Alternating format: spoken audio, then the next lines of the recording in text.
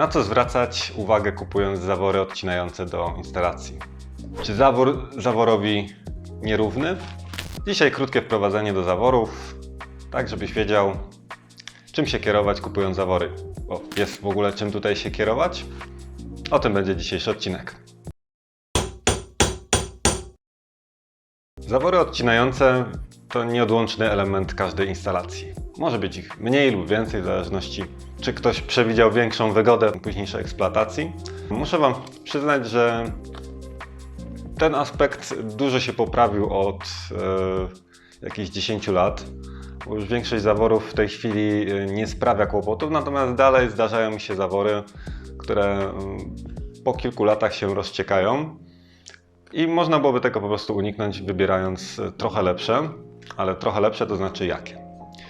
Jakie są w ogóle cechy zaworów? Po pierwsze mamy wielkość gwintu i tutaj najczęściej w domowych instalacjach to będzie albo 1/2, 3/4 albo 1 cal. To też jest oznaczone w sposób DN, na przykład DN15 to jest pół cala, DN20 to jest 3/4 cala i DN25 to jest cal.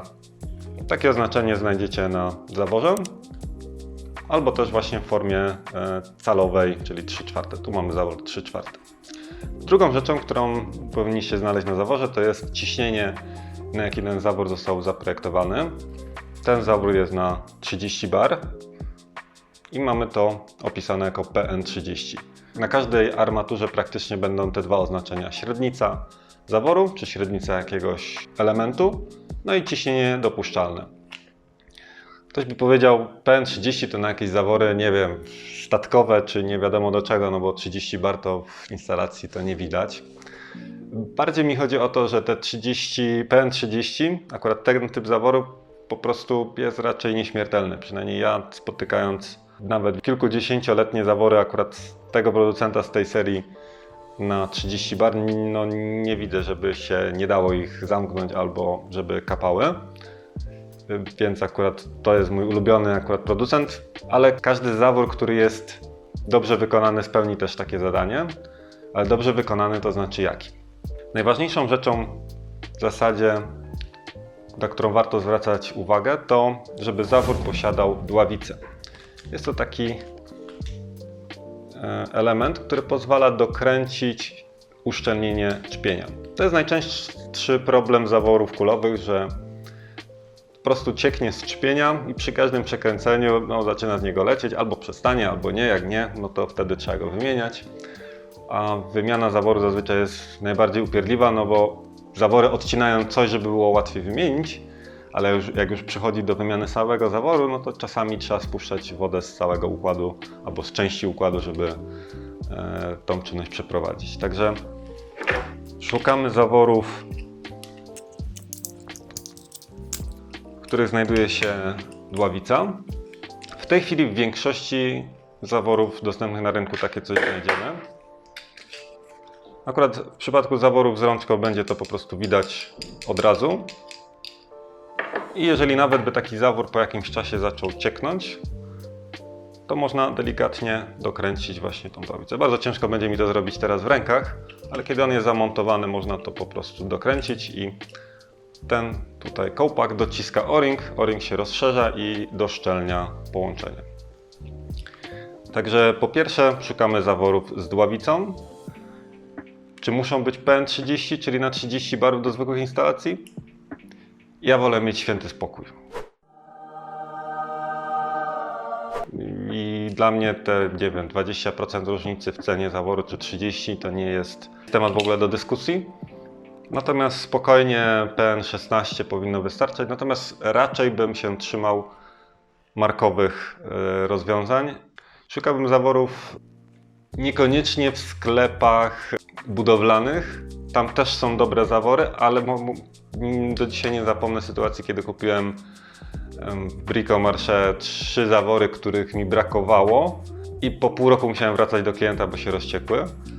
Więc raczej szukamy przynajmniej takich marek, które gdzieś nam się kojarzą. Choćby Valvex, mamy Ferro, Instaline.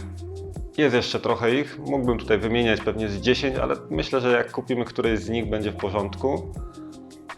Ja tylko do tej firmy na V mam jakieś tam dostrzeżenia, bo kiedyś produkowali zawory właśnie bez dławicy i sporo ich wymieniłem, ale myślę, że już w tej chwili jest to poprawione, bo już raczej tych markowych albo tych normalnych zaworów z normalnej półki bez dławicy nie kupicie, więc na to bym najbardziej zwracał uwagę. Drugi aspekt to jest sposób zamykania, w zasadzie rączka, jaka jest dostarczona z zaworem. I tutaj są dwa rozwiązania. Albo mamy rączkę tak jak tutaj i jest to o tyle wygodne rozwiązanie, że mamy dużą, możemy przyłożyć mniejszą siłę, żeby zamknąć ten zawór. Minusem jest to, że on zajmuje sporo miejsca, no i musimy mieć tutaj przestrzeń, żeby ta rączka się po prostu zmieściła.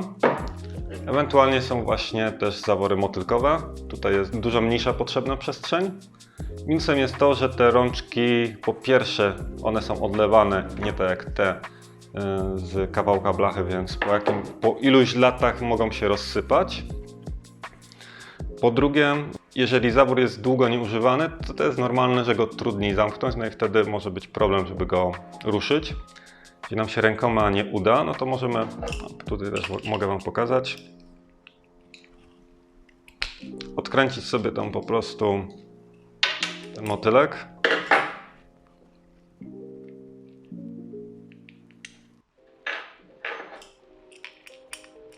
I po prostu kluczem można wtedy zamknąć zawór.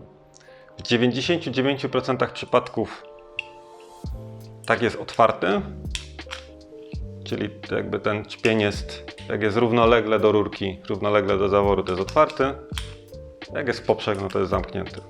Tu możemy go przekręcać 360, to niczemu nie szkodzi. Tutaj tak samo też jest dławica, która pozwala uszczelnić czpień. Ostatnią rzeczą, którą warto wiedzieć, że mamy kilka typów zaworów, albo są to po prostu zawory bez śrubunków, czyli tak jak ten. One mają albo dwa gwinty wewnętrzne, albo różną konfigurację gwintu zewnętrznego z wewnętrznym.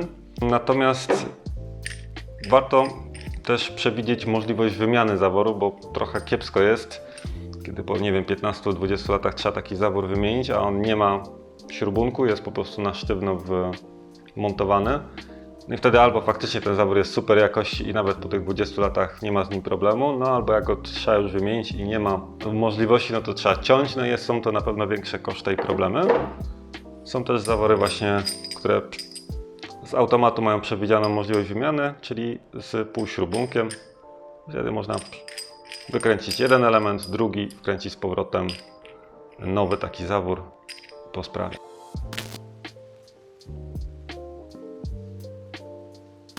Osobiście, gdyby się dało, to bym pewnie wszędzie montował zawory z taką rączką, ale tak jak mówię, czasami nie ma miejsca, więc wtedy też zawór z motylkiem jest jak najbardziej w porządku. No i nie widziałem nigdy zaworu z półśrubunkiem bez motylka. One zawsze są z motylkami, nigdy nie są przynajmniej ja nigdy nie widziałem z rączką. To tyle w dzisiejszym odcinku. Wszystkiego dobrego Ci życzę i do zobaczenia w kolejnym materiale. Cześć!